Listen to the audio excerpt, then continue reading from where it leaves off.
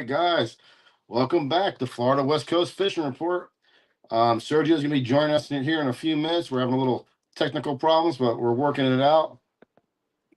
I think he's here now.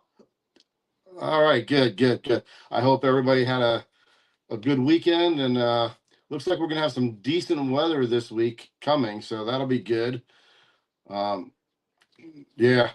Well, I tell you, the redfish bite has been phenomenal all around the bay. It's not just one area, it's all the usual haunts where the redfish should be. They're showing up. Um, there's a lot of slot size snook right now. So that 18 to like 26, 27 inches, that's where they're landing. A lot of 20 to 24-inch redfish right now. And they're getting them on both. On cut bait and live white bait, live pinfish. So, mix it up. They're definitely biting both. All right. I'm trying to get on the Facebook, so you keep on talking. All right. I'll blab, blah, blah. Yeah, just keep on blabbing. Well, the other thing is the trout. I've been doing really well. I'm still throwing that little P&V by Saltwater Assassin on a 1/4 ounce jig head. I'm looking between 5 to 6 feet of water, and I'm mixing up on the colors. I'm throwing opening night with the chartreuse tail. I'm throwing the brown and or the green glass minnow, but all of these have fleck in it. So it's catching the sunlight. It's doing a lot of flash. I'll tell you, the trout bite has picked up a lot. There's a lot of small ones, but if you work through them, we're getting trout still to 18 to 20 inches, and we got a few months to go, but it's going to cool off, and those bigger ones are going to move in. And I tell you, do yourself a favor, buy some Saltwater Assassins, the little P&Vs. They're just a perfect little lure. Everything hits them. We've been catching redfish, cobia, black sea bass, some mangrove snapper on them even. I wouldn't recommend them if you're going to go snapper fishing. I wouldn't recommend them for them, but we have caught it on it. But the cobia seem to like it. We've probably caught 5 cobia on it so far. And those two were only in about 7 feet of water. So it's pretty good, hard bottom, just working that jig head.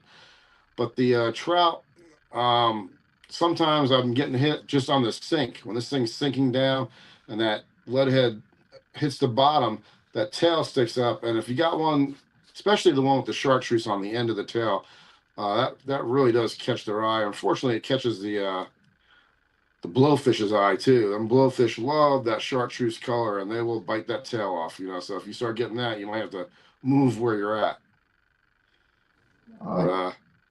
Now I don't know if hold on. Were you able to get Ken Burke's video? It came in. Yeah, he sent it to me. I got him to get it the way it should have been, but I figured it was already late. I didn't know if we were going to be able to get it or not. Okay. Yeah, it's one of those things. But if we don't, we'll have it for next week. You'll have one on time. Yeah, but I mean, right now, Sergio, all around the bay from I fished Fort DeSoto, did good down there. We got 15 reds down there.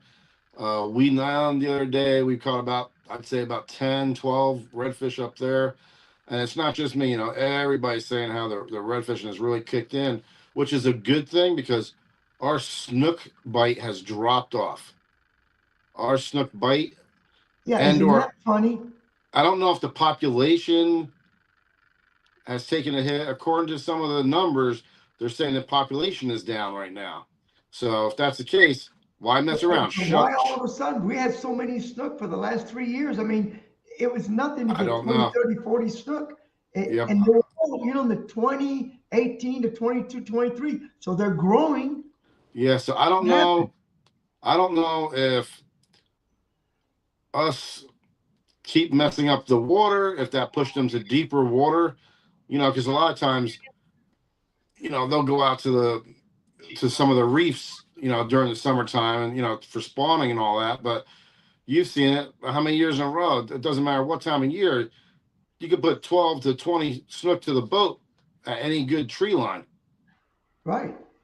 So something's going on, and now it's really redfish. Now there's a lot of redfish, but we didn't have any redfish at all. Right, and I, redfish will not normally push snook out of an area. They'll coexist. You know what I'm saying? So I don't think it's that. So something's going on, but they are saying, like, if you look at Is it salinity in the water, maybe? well, that's a possibility, but some of the numbers they're saying are down. You know, if that's the case, well, shut snook down then. Why are we playing games? Well, why are we playing games? That's right. You But know? I don't think they're down.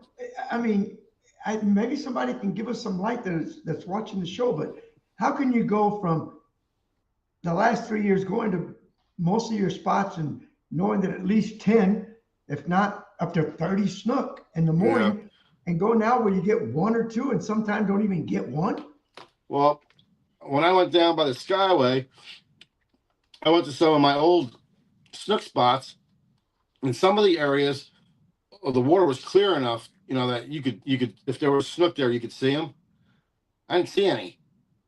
And I'm talking about going to maybe 4 or 5 different spots and seeing the same thing, not seeing any. And I spent 4 hours down there chumming pretty consistently and only saw 4 snook blowups in 4 See, hours of that's chumming. strange. You know, I'm not saying there's no snook down there. There is, but another guy was posting and making comments on some of my posts, and he said he fished Fort DeSoto and he got trout and redfish. He said, but he couldn't muster up a snook to save his life. I told him, don't feel bad. I said, I looked at a lot of spots down there and it's not loaded like it should be. And not even to say it's not loaded. I didn't see any in like 4 spots that should have held snook right now. Yeah, well, Mike says, he thinks it's some kind of a migration where the snook go up and down, but still not in Yeah. the bay. I Yeah, can there- see it maybe up and down the coast or around Crystal River and places like that, but we have our residential snook, our population that stay in they're the always bay. here. Yeah. And like if you look at some of the Moat Marine reports and where the larger concentrations of snook are, and also where they spawn, you know, even those areas, it's not putting out that much snook. Like I said, there's a handful of spots right now, don't get me wrong, you can go to and catch snook, but that's not the way it should be. No, it should be a lot more. But the other side is we haven't really seen a bunch of redfish like we're seeing now in years. Right. And Right. me personally, I'm a redfish guy. Snook is fun, but to me, redfish give you such a harder fight. Yeah. I like both. I mean, I don't know. Well, I I'm like them torn. both, but my preference is redfish. Yeah. I kind of look at it this way. Redfish are the bulldog that doesn't give up even when you got it boat side, where snook is like the exciting, fast running, jumping fish. You know, so it's like 2 different kinds of fights. And the snook will give up a lot quicker. Yeah. Oh yeah. If you tied the same size snook to a redfish tail and they were to fight, the redfish would win every time. I'm not seeing any comments. No. Well, there we go. Mike Haynes said, that he thinks that they migrate up and down the coast, and it might be, but not in Tampa Bay. No. Tampa Bay, they've been there on a steady basis Yeah. for the last 10, 12, 13 years now,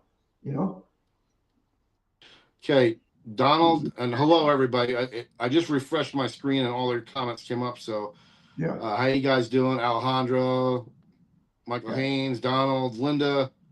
Christopher Jessica. Yates just said there was a whole bunch of jacks and mackerel in the bay. Oh yeah, the Mac are still running good right now, and I've been getting them out by St. Pete Pier. They're by Gandy, and they're definitely down by the Skyway still. But well, I'm glad you had some fun there. That's it. That is a great way to end the trip. It's good Yeah. action. A Some bunch people- of mackerel and jacks. Oh yeah. Yeah. Some people they frown on those 2 fish, and they really shouldn't. They're a good mackerel and jacks pull hard. They pull drag, man. And that's what you want, man. That sound of that drag running, I don't care what, it turns anybody on. And then in case you didn't hear me, how you doing, Jessica? Appreciate you guys tuning in. But yeah, Christopher, there's nothing wrong with jacks and mackerel. I'll tell you, everybody knows, pound for pound, that there's nothing that fights harder in the bay than a jack. And a jack, that or a pompano. Yeah, but you find a large school of jacks, it's one Oh, after yeah. another. Oh, no, no. A big school, those 12, 14 pound jacks that move in Yeah, the winter. Yeah. yeah, No, uh, 2 or 3 of those and one person's wore out. yeah. I had about 3 years ago, for 2 years in a row. The one spot was St. Pete Pier Reef, and then the other spot was the actual pier. And once they roll in, they'll probably stay there usually at least a month. So it was kind of great. If the tides were real low and I couldn't get into the flats, I was going there just to catch a few of those big jacks. And they were big. They were running 10, 15 pounders. And like you're saying, my clients would catch two of those, maybe three, and they'd be like, all right, Cal, can we go do something else? Because they didn't want to catch anymore. It's just like usually in March when we used to have those big schools of black drum come in to spawn on the way up to Yeah. the bridge. I've had many a big guy say, yeah, man, we could spend the whole trip just catching those. And after about the second, I've seen many a big guy say, Captain, I think I've had it. Yep. Yep.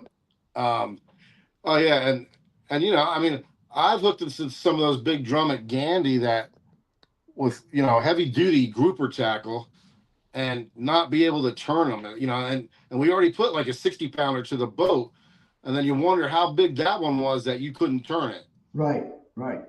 So Donald just tuned in. How you doing, Donald? Appreciate that, buddy. Now, and the bait's pretty good in the bay, so that could have, and here again, the bait is pretty good again in the bay. You'd think that would help with the snook action. Yeah. Now, what was weird was down by me, out by Coffee Pot and that, all of a sudden when I went out there, I don't know if it was Tuesday morning, maybe it was Tuesday morning. No, it wasn't. It was Thursday morning. I went there Tuesday morning, caught bait with no problem. They were a little bit smaller than I wanted, but they were usable. But I was getting a lot of gillers. Where the other two places I've been catching bait at, I'm not gilling up anymore at all. Well, then I went there. Yeah, Tuesday I caught it good. I went there Thursday morning. It never showed up. It's been showing up late, about 7:15, and it never showed up. I was chumming and chumming and chumming, and I caught maybe 10 pinfish and 3 5-inch white baits. And I was like, gotta go. So I left and I went to North, got up there, and no problem whatsoever. 15 minutes of chumming, nothing stuck in the net. So I went from no bait whatsoever to great bait. And then there's also bait, which is good, starting to show up. They need to grow up a little more, but over by Hula Bay, that bait's been void for what, 3 years now? Right. Now they say it's starting to move in again. No, they're there. They're there because I actually caught them back in now. Just to mess around with them a little bit, because I had an afternoon trip and I needed a little more bait. So I was like, I'll just stop right here. A lot of gillers, but I did get some usable ones out of it.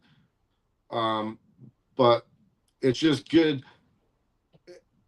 The size wasn't that great, but the quantity was phenomenal, which means if they stay there, maybe Hula Bay would be good again, during these cooler months, because the quantity was unbelievable. I mean, literally, I threw chum in the water, and within seconds, I had bait at the boat, and then 5 minutes later, just all around the boat flashing. I mean, like thousands of baits. So it's good. And then I'm seeing them at Picnic Island. I've seen them down by Fort DeSoto. Now the rest stop area down there, a lot of small stuff. A lot of small stuff down there right now. Now, I'm thinking all this rain, and it rained here again today, but thank God, very light for only like 5 or 8 minutes. Right. No heavy downpour where I'm at. I don't know about in St. Pete where you're at, if you had a heavy rain today. No, I didn't have any heavy rain at all. But I got to think the salinity level has got to be way down with so much rain. Yeah, without a doubt. And you got to think about it this way. Like, just look at, like, for instance, St. Pete. We have so many canals, and all those canals are dumping into those back bay areas. and that water is working its way out into the bay. Now you multiply that by go around the whole bay that has the same situation, the rivers, that feed into the bay. So our salinity levels dropped to record lows because we're getting way more rain than we've seen in years.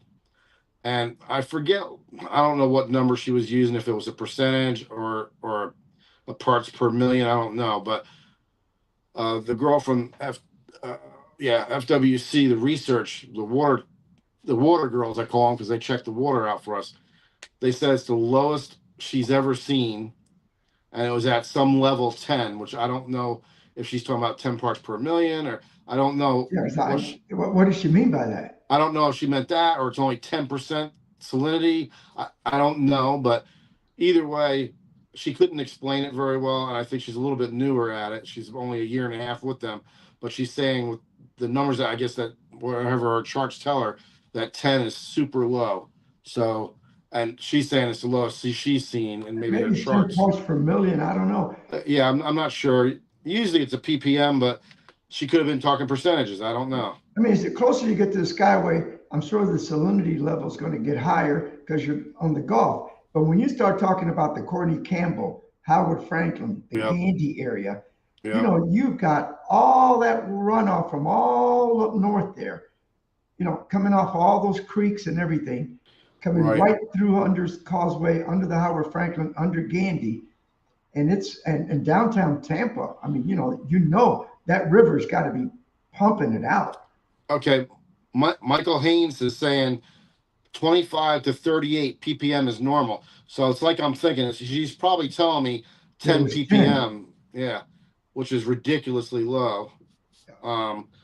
Now, I was talking with another captain last week who fished out there by East Beach, and his brain was basically doing, I would think the same way. He was thinking, let me get out there by East Beach where there's good water flow, and I'll have some nice clean water, and that a lot of times you'll get a lot of fish because of that. Well, he got out there, and it was just the opposite, because the bay was so dark and brown looking. It was, basically coming out of the bay out towards the Gulf. So East Beach was actually dark and crappy looking, and this is about a week ago. So, there's a lot of areas down there right now where the water is pretty nice looking, pretty clear, not crystal clear, but a lot better than some of the stuff I've been seeing lately. Right. So I don't know, but all I know is that everybody says the same thing, George.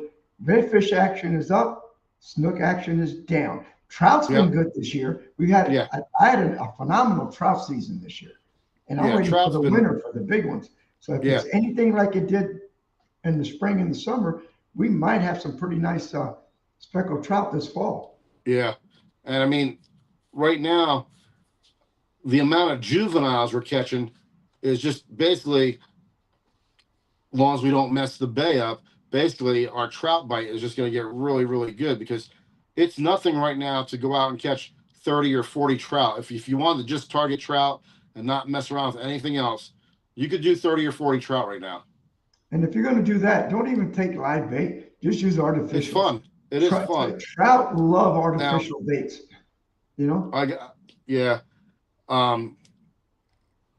Christopher Yates, he said that I said exactly what he was going to say. He was down there by Maximo rest stop and nothing but small bait this afternoon. Yeah, it's unfortunate because that spot's usually a good spot to get your decent sized little baits, because you're right there by that open large water, and usually the better baits are there. But wasn't there this week, I'll tell you that. The snook is not bothered by fresh water. No, it shouldn't be, because they freshwater. So yeah, they do. Again, what's affecting the snook? I don't know. But it's not just the bite, George. I've been just like you. Nope, I lost all these places that I normally see 10, 15, 20 snook stacked up. You go in there, you don't even see one. Yeah. So they're not there. They're somewhere else. They moved. Unless they, could be something unusual, could be boat pressure, but unless maybe they decide to go deep, not to be bothered. Because if you drop a camera down on some of these reefs, there's snook down there in the summertime. A lot of snook. And they actually, you know, they go to the passes to spawn, but they also spawn a lot on the reefs. Michael Haynes said fresh water will be on top, saltier water will sink. It takes a while for fish to acclimate to the lower saline levels. Yeah, but when you're dealing with only 3 feet of water on the flats, there ain't much there to adjust to. yeah, there's no on top or bottom, not really. But I understand what you're saying. But like, you know, heck, you can get snook. You know, I'll just use right over here, Seminole Lake. When it rains and all that fresh water is dumping over the waterfall, there's tons of snook laying at that waterfall, eating baits coming over the waterfall. So, and that's, you can't get any fresher than that. And again, you see them in the springs and everything else. So, oh yeah, it's something else is affecting them. Yeah, maybe something's going on.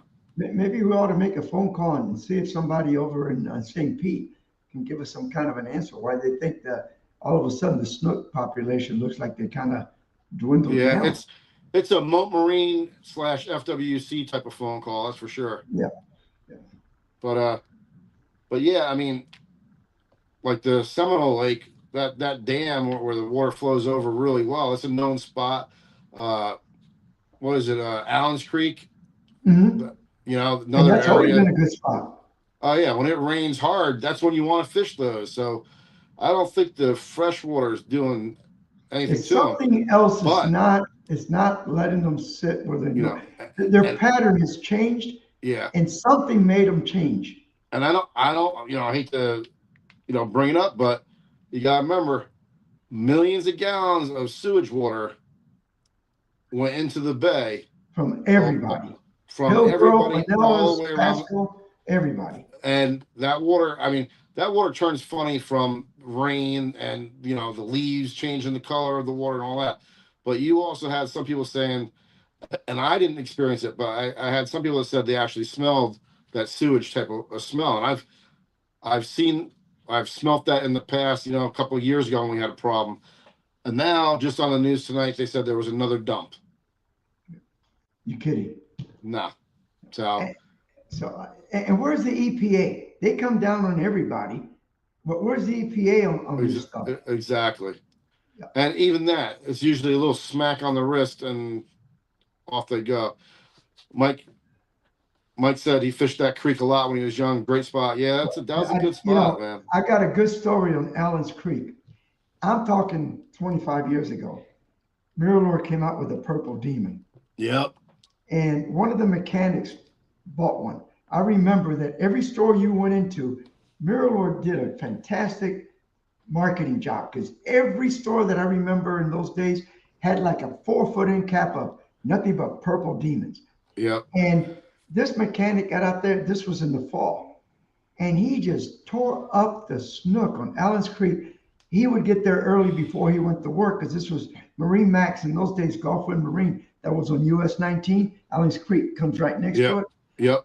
Well, for the next month, the number one catcher of snook on Allen's Creek was a Purple Demon. Yeah. And the reason was everybody went out and bought a Purple Demon because this guy was catching snook. They could have caught snook on anything. But and a lot of times too, if you throw something different that they ain't seen before, a lot of times that'll get you the hit. And then once somebody sees that, everybody's going to jump on that. But that goes to show you, though, that Allen's Creek for years has been terrific. And it don't matter how much rain you got, the fish were always biting. Yep. So and the same thing with Seminole Lake overflow dam. That was a huge popular spot. You would get lined with fishermen after a rain and or during the rain. They'd be standing out there. And like there was some 4-foot snook that would come in there. You'd see them. And then the worst part is you'd see the snag marks where people tried to snag them, across their backs. And it's like, come on. But juvenile tarpon would come in there, which, tarpon, they don't care too much about salinity. They're when they're pups, that's what they do. They go where other fish can't go to survive. Right. But the snook, I've seen too many times at dams that are overflowing with fresh water, straight fresh water. It is a lot of that little freshwater bait is getting flushed over that dam, and they're sitting down there waiting for it. Oh yeah, and like one of the tricks too that used to work really good was a small white bucktail, maybe like quarter ounce, and you would throw it, and you would hit the dam right above the water, and that tink noise. I don't know if it mimicked bait falling down the wall or what, but it alerted to them. Like they'd hear that noise and they'd come to it, and then you would just let your bucktail like fall with like a regular bait would be coming over the top, and you would get hit as soon as it reached the bottom. But still, I mean, and again, if you think about what's happening, let's think about this. We went through the cycle with a lot of snook, and the redfish kind of like couldn't figure out what happened. Now it's the other way. We don't know what happened to the snook, but the redfish are in, which is okay with me. I mean, it's a good, I got some clients just like you that you take on a regular basis, and after a while, they get tired of just catching snook. Sure. A change is good for them. I'm concerned that it needs to be, rewind 10 years ago, you were catching 10 reds, 15 snook on the same trip, and it just has me concerned that the snook are kind of like disappearing, whether they're moving or whatever. I mean, we haven't seen any floating ones or nothing like that, so I don't see any fish kill happening. So, where are they going to? Are they just pushing deep? Are they like I'm saying? Are they at the reefs right now? Maybe we need to drop a camera down and take a look. But heck, the fish that we normally can see from the boat, I'm not seeing. No, that's what I'm I mean, saying. Maybe come they pushed along out. those mangrove shorelines at this time of the year, we would go cruising and you could see the snook taking off in some areas, Sure. 8 or 10 of them, 12 of them. I don't see, the last time I was out, I went through there, I saw like 2 snook and about 3 football field lengths, maybe 2. But normally I would have seen maybe 100. Right. And not only that, if you noticed, the first pattern change that I saw was this. You used to see the snook out on the flats, maybe 10, 20 feet out from the mangroves. You always had snook under the mangroves. But when you were cruising the flat, you would be spooking a bunch of them, or sometimes you'd see like a pack of 10 or 15 of them that And some were big 20, ones. yeah, and like 20 feet, 25 feet away from the mangroves. Well, that pattern disappeared to where we weren't seeing any out on the open flats, and all of them were under the mangroves, under the mangroves. Now is the only place you were getting them. Now, even under the mangroves is not really producing that great. So I don't know if they moved and went deep. Who knows? Maybe that all that. But this started before all this rain. This started. No, I'm talking about when we had that storm and then the sewage drop happened. Oh, okay, yeah. So I'm wondering if that put something potent in the water that they were not. Maybe they're down deep. That's what I'm wondering, if they moved out to like deeper water or to the reefs even. I don't know. They might have gone to the artificial reefs in Tampa Bay. They might be under the bridges to get away from all of that. We might have to, next time we get out on your boat to do a show, we might have to bring the camera and just kind of. Oh, well, with the new Skeeter, in fact, it came in today. My new Skeeter, they're starting to work on it, and then I got to take it to Inglewood to put the short tower. With the tower, we're going to be able to see all of that. And Hota, our producer, will be able to get some good footage for our shows of all the snook. If there's any there, we're going to get some video of it, But I'm saying, if it came down to it, we could drop an underwater camera down on the reefs to see if there's any population. Either I could bring mine. Yeah, either I could bring mine or bring yours. Either way. No, man, I got 4 GoPros, right? Hota's got about 4, so we got. I'm talking about the underwater one. Well, the GoPro go down. You can drop it, yeah. Yeah, go down. I got a little container with a weight in it, with holes in it, so water can get in and out of it, and it mounts a GoPro on top, and I got a string, and it's set at 31 feet because I can't go past 36. It might leak, so I've got it so it'll stop. Now, why don't we get who do we got for fishing reports today? Because I was running around and I know that we got a bunch of them. Michael Haynes. You want to run Michael Haynes? Let's get Michael Haynes. Good evening, everybody. Captain Mike Haynes, Fishbones Charters out of Crystal River, Florida. Well, we got a wrap this past weekend on our grouper season. Very short one. but still very good. Still caught plenty of grouper. A lot of them small, but definitely got some good keepers mixed in there. So it was a decent season. Weather didn't cooperate a whole lot this past week, but even on Sunday, it's supposed to be calm, and it was blowing 10 to 15 easy. Finally calmed down the rest of the day, but by that time, the charter's wrapped up and you're ready to head to the dock. But we still caught a few grouper. Rocked a bunch of grouper, some big ones on Sunday. But that's what it is with grouper season, especially shallow water, and you're fishing mainly with inshore rods. We had one rod that probably could have pulled him out of the rocks, but just couldn't get him to bite again. The sharks came in and it was over. So, but still had a blast. Still caught some grouper this past season, so it was good. Looking forward to the next one, hopefully in cooler weather. This one was a little hot, and wish we had it in cooler weather is the best way I can describe it. Out there on the flats, water temperature has dropped down to about 80 degrees this past week because of all this cloud cover and rain, which is a really good thing because the fish have really turned on inshore. We're catching a bunch of redfish on the points and around the mullet schools. Just about everywhere I went, we were catching red, so it's a good thing. They're definitely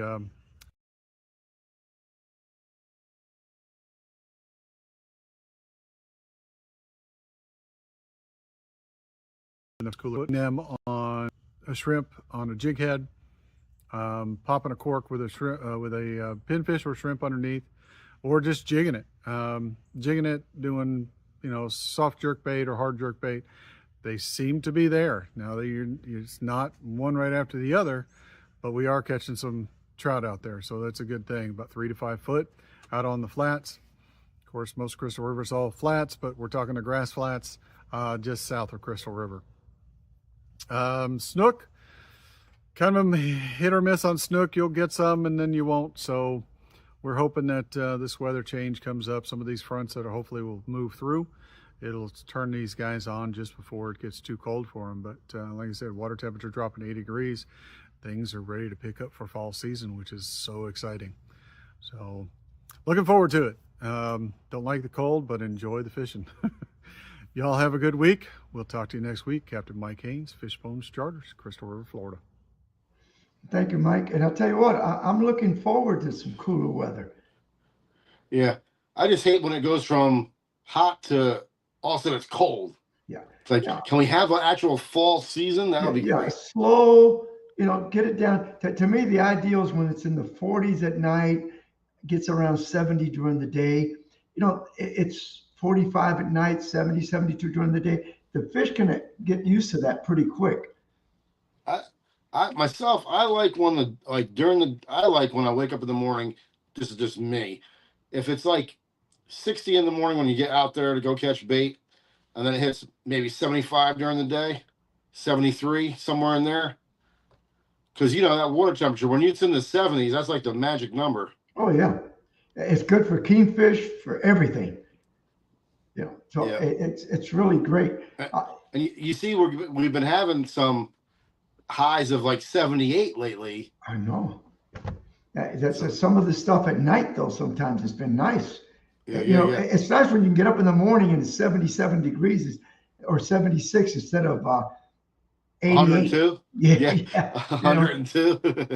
You get up first thing in the morning, it's already, really, really hot. So what I think is funny, a lot of people, especially from up north, they have in their head that, like in Florida, like they got in their head that December's the cold month, and really it's January and February that's the cold months. Well, but we've had. I remember when my kids were young, we've had some Octobers for Halloween that it got pretty cold at night. Oh yeah. Well, I'm saying typical weather. I mean, I've been out in December wade fishing, just in shorts, no waders. Yeah. Hey, I've had Decembers. I remember because I like my fireplace in the winter around Christmas that we actually open up the big sliding doors, let the cold air in, so I could turn the fireplace on because it was it's 80 degrees outside. Yeah, you're trying to cool the house down. Yeah, so you can run the fireplace.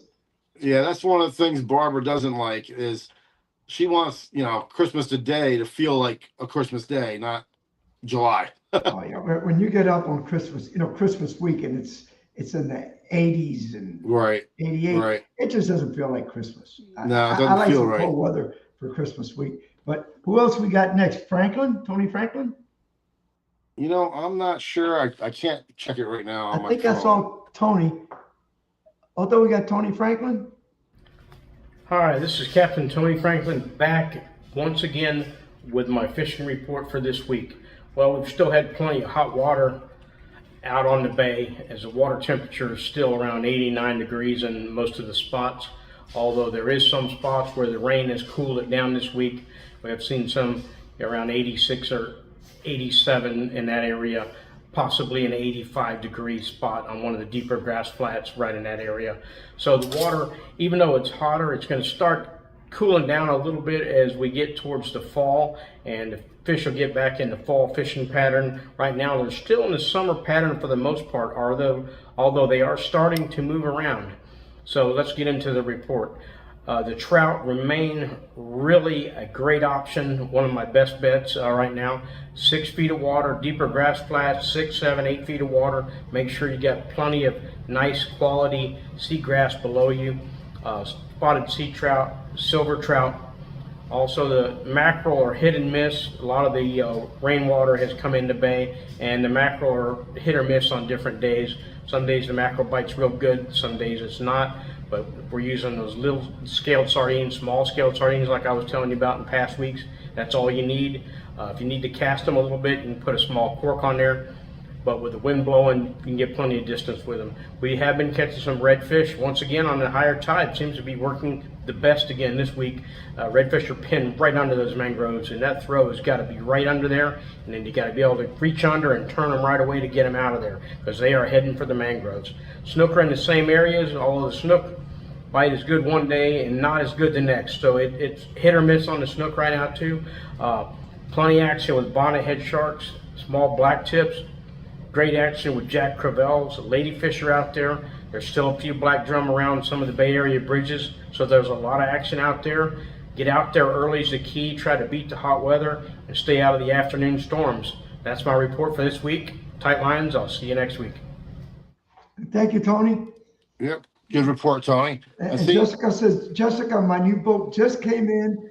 I think in about, if everything goes right, I want to say the 1st of October, we'll be ready to start filming out of it. Because it came in today. They had to put the power poles on it, the trolling motor. Then I have to pick it up. Hopefully Wednesday after we film with Cameron out of Tarpon Springs, go to Boat Motor Superstore, pick up the boat.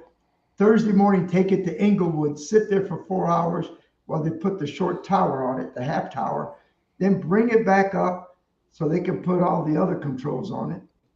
And, but hey, it's got the, it's got the new 350 on the back of it. It's been a long wait. I mean, what, 5 months? Yeah, well, actually it got ordered because it's a 2025. They couldn't do anything till July. That's when they could take the orders on it. And okay. Yeah, because remember it's a 2025. So but for us, we've been kind of we've been going out with some other captains, but and this Wednesday we're going out with Cameron and his Skeeter, but hopefully right after that we'll be filming out of my Skeeter. Yeah, we kind of had our hands tied for a little while there. And from what they tell me, it's going to be a real fast boat. Because that sucker's got a 350 Yami. Yeah, how could it not be? I mean, that's a lot of motor. Yeah, it's So what's that boat weigh about? Well, see, that's the thing. It's actually, it weighs what the old 2400 Pathfinder used to weigh. The boat and the motor is weighing about 3,100 pounds. And that's what the old Pathfinders used to weigh. The Pathfinder that I had the last 2 years was in the 4,300 pounds, 4,200 and something. It's 1,100 pounds is a lot of weight. Yeah, I mean, on the trailer, with the trailer, I was almost 7,000 pounds towing that. So, Yeah. I mean, when you can save 1,100 pounds and then go up 50 horsepower, oh yeah, Sure. you know it's going to be a lot faster. Sure. Yeah, but you know, so I'm looking forward to it. You know, they're going to be working on it. We better let's get Goldman on. Let's get Bucky's fishing. All right.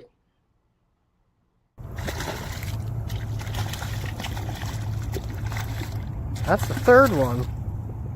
All right, number 7. I've caught like 4 or 5 snook. Sweet.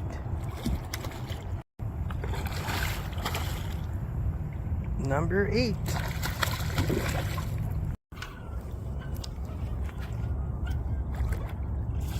And number 9.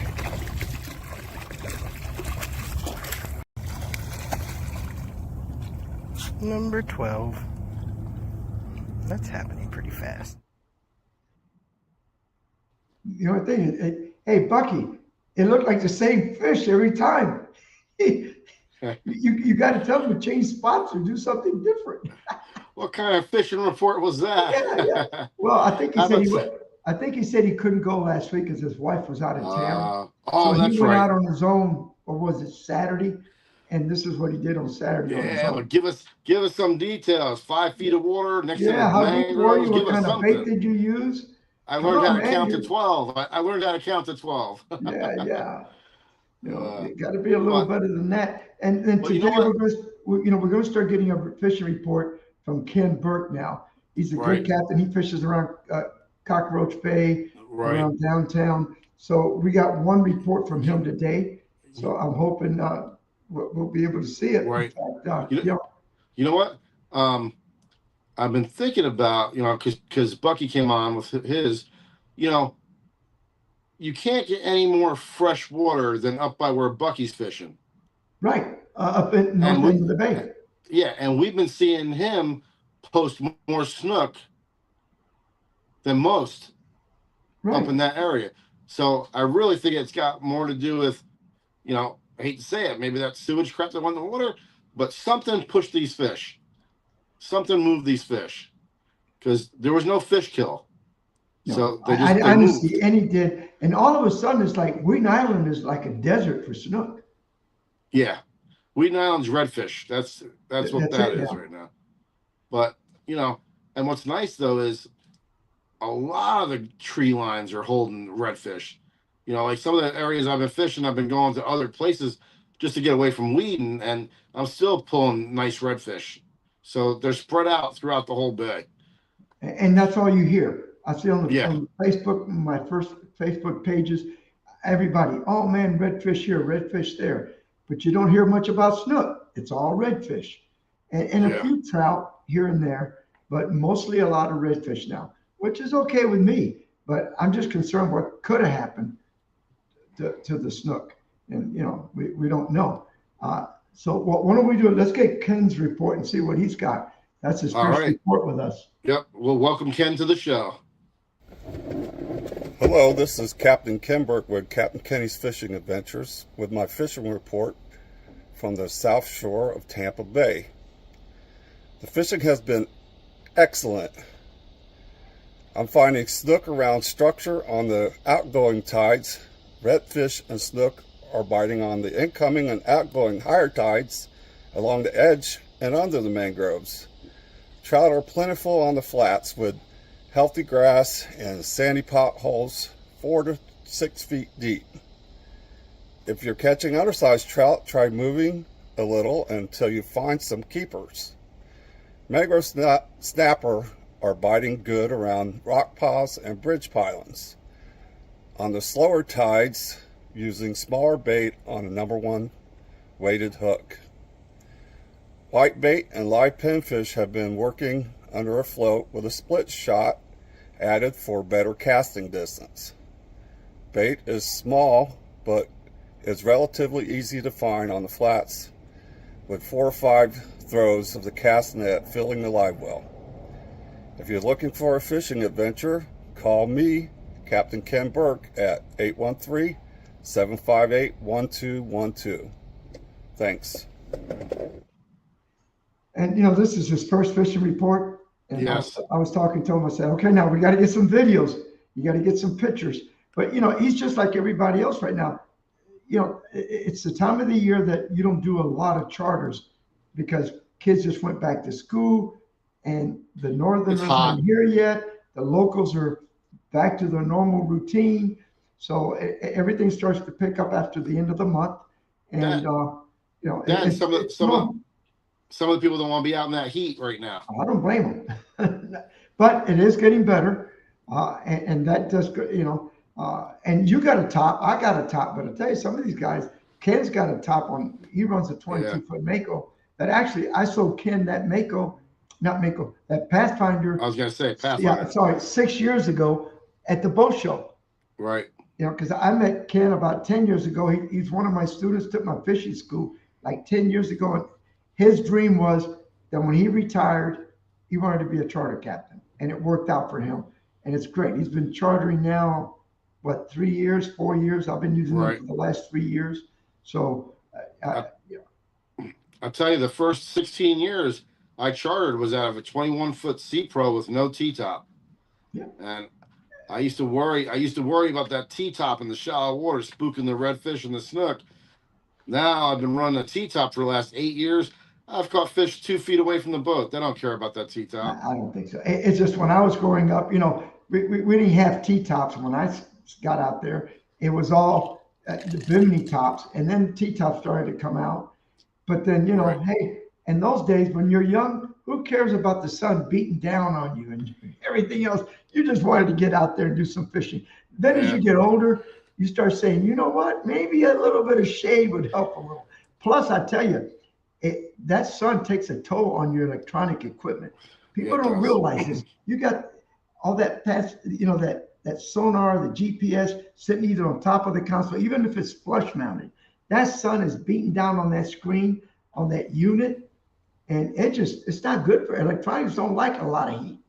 No, and trust me, when it's brutal hot out, if you've got a slight 7 to 10 mile an hour breeze, when you step under the shade of that T-top, it feels 10 degrees cooler. Man, did you see what Linda said? Sergio, no. You met Ken about 25 years ago. Oh my God, has it been that long? That goes to show you how time goes by. I lose track of it. Because actually, I started my fishing school in 1980. So, God, I can't believe it, man. Yep, I'm sorry, I didn't think I was that old. Well, I'll tell you what. I'll give you a memory. Let me think here. I was probably 14 years old, and I actually went to one of your seminars, and you were asking the question about the salooners and stuff, and I had the answer for you. You were kind of surprised, but I was sitting in the front row of the seminar because I was always into fishing. But I think I was 14. Yeah, that goes to show you. And that was at the state fairgrounds, I believe. Yeah, it could have been because I did a couple of years. The people at the fairgrounds wanted me to go over, and I was in. Well, no, actually, I did stuff for the fair years ago, believe it or not. But no, it was probably back when the Frank Sargent show was on. I was gonna say, I think it was the Frank Sargent show. Yeah, because I used to do a lot for the Frank Sargent show. And that's when they had it all the way in the one little corner. I don't know if you know what I'm talking about, way back in that one corner. Yeah, on the right rear corner when you came in. Yes, that's where it was. Back there. Yep. And so I was sitting in the front row listening to you. I think I was 14 years old. And now you're making me feel old, see?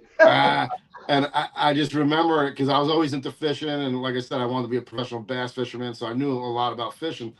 And nobody had the answer for you. So I raised my hand and I forget what it was, but it was something about salooners. So I had the answer for you. And you were like, oh, that's good. You're only 14, And now that we're talking about that, don't forget, everybody, at the end of the month, 28th, 29th, and 30th, George and I will be at the fairgrounds at the Tampa Boat Show. We're going to be doing seminars. I've got a bunch of other captains doing seminars. We even have one. If you ever wanted to learn about Mosquito Lagoon, all the techniques, I got Captain Richard. He runs an 18-foot Mosquito by Beaver Tail. and he fishes Mosquito Lagoon. He lives in Newport Richey, Hudson area, but he loves Mosquito Lagoon and he's become really good at it. And he fishes there most of the time now on charters. So he's going to be on there all 3 days. We're also going to have the factory rep from Finn's Braided Line. And at every seminar, we'll have 3 drawings, and we're going to give away 3 packs of Finn's Braided Line to 3 people, and 1 goodie bag that's going to have a bunch of stuff in it as a 4th prize. Somebody gets to take home a little CCA backpack with a bunch of fishing tackle in it. So, and this is at every seminar, all 3 days. Yep. And I mean, the amount of knowledge that's going to be spewed out over those days, you know, it's definitely worth going. It's free. It doesn't cost you anything. It's for the, you know, the seminars and all that. So, you know, you got to pay for parking. That's about it. And if you want to learn more, I tell you, you've got to go and see our show, George and I, Fishing Adventures Florida. In fact, we're getting ready. I would say that by the weekend, This close. we're going to break and hit 27,000 subscribers, which I think is fantastic. Thanks to everybody. And I tell you, the one that we just put out, we're trying to put in between every so often some educational video, not just fishing, you know, because it's a lot to do a brand new show every week. But the one we just, that's out there now, George, about the Move trolling motor. Yeah. We got And the almost power poles. 1,400 people watched it already in 7 days. If you want to know about the trolling motor from PowerPole, let me tell you, we have the marketing guy from PowerPole on the Skeeter, and he taught me stuff, and he's teaching you stuff that I didn't know that trolling motor could do. Little things that it does that you say, gee, that's a great idea. I didn't know it did that. Just tips and tricks. That's That's and it. And then also the you know, the power poles with the new pump, the single pump.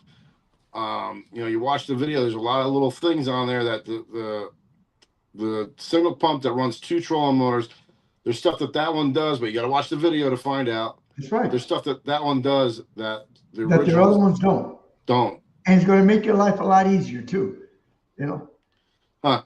Donald Waverman just said the Captain Richard Seward Memorial CCA All Release Tournament is sold out to anglers right now. Wow, that's good. That's awesome. That's awesome. Because Richard was a really super nice guy. Now, you were talking about the Finn's rep is going to be at our booth. He's going to be at the seminars. Yep. You know, so repping all the Finn's products. But I got to shout this out to you guys. If you ever want to try a line, the white wind tamer, you know, there's some talk about the sales being a little down on that. And I think people are just afraid of white and they think the fish are going to see it. It's just the opposite. White is a phenomenal color. It hides very well to the fish. And I really don't want them to discontinue the white. You know, so, you know, if you ever want to, at least, you know, say you heard it on our show here, but give it a try. Buy some white Finn's wind tamer in like 10 or 15 pound, you know, tests for inshore. A lot of the tarpon fishermen are using the 50 pound in white. You can see right there, right behind me, all the brand new X series reels that came in. They all have 15-pound tests, wind tamer, and white. The only reason I would change, I use blue or yellow sometimes, and that's because that's 10-pound line. So I can tell the difference. But all my regular everyday, 15-pound white. See, even Michael Haynes is saying, he's another good captain in his area, that the line is phenomenal. So I mean, I'm telling you, I don't want that white to go away from lack of people buying it. And the only reason why there'll be a lack of buying it is because they don't know They how think good. it's going to stand out. It hides terrific. It hides terrific. It's either that it goes a little translucent because it almost has, you know, basically has no color. It's just the fiber. And when it gets wet under the water, it has a little bit more translucent look. And or if a fish is looking up, if you got that bright sky, it might hide it just because of that. But either way, I've tried it and I've gotten plenty, if not more hits on the white than any other color. Yeah, you run a leader. I run a long leader, but I'm telling you, don't shy away from the white. And like I said, I don't want to see it go away. White. And it stays white. Yeah, it stays white. And the other thing is, um, the braided line floats on top of the water. So that white for you looking from up downward, it shows up really good. You can see where your line's at. Your clients can see if you get a hit, you see that line jump, and it pre-warns you before it ever gets to the actual rod tip. When you see that line jump out there, you know to get ready. You're getting the hit. So I mean, it has a lot of function besides just like I said, blending in. Up top, looking down, the sunlight reflects off it, and you can see it. Underneath, it probably blends in with the sky. But either way, I can't use their green because I can't see it. I use the green, I but some totally lose it. yeah, I use the green, but I definitely gravitate towards the white because it's just so much easier to work with.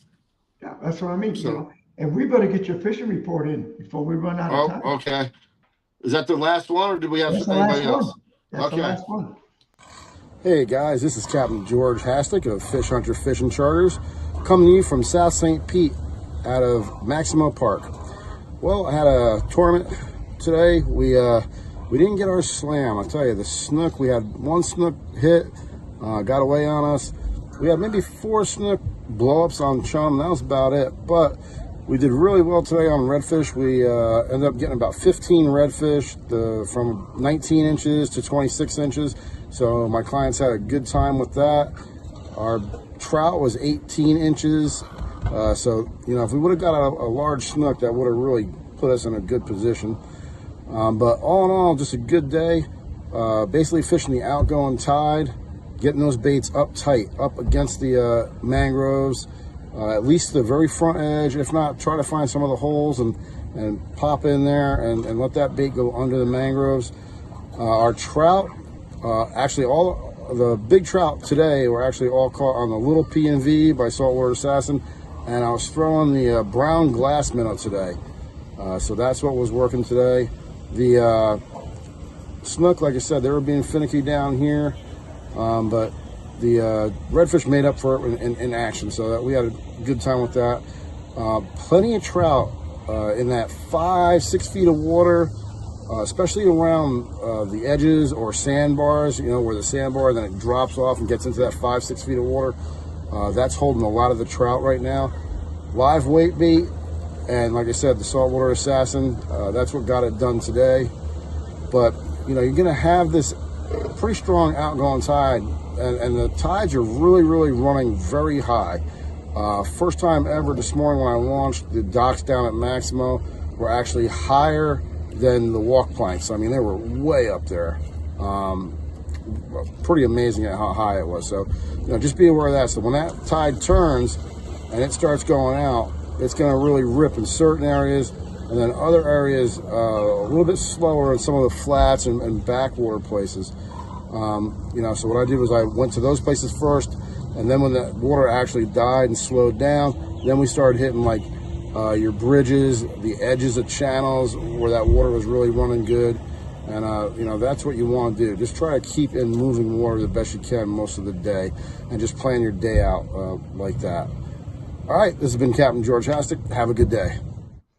It looked like it was pretty calm there behind you too, George. Yeah, it was windy in the morning that day, so I didn't want to run out to the bridge, you know, because it was actually there was some bait out there by some of the piers, but the Gulf Pier was holding some bait, and so was the Bay Pier, but that wind was kicking in the morning, so I didn't want to deal with that, so I just stayed inshore for bait. Well, you did good. And you know what? We're out of time already. We are. Look at us. We're overtime. All right. Listen, thank you, everybody. I want to say from the bottom of my heart, thank you for watching Fishing Adventures Florida. Thank you for watching Florida West Coast Fishing Report. And please tell your friends to like us if they really like our show on YouTube, you know, Fishing Adventures Florida. Subscribe to it.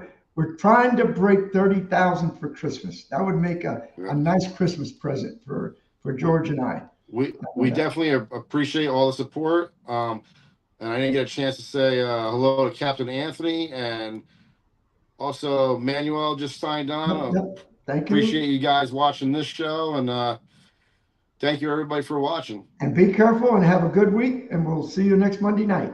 All right, see you guys.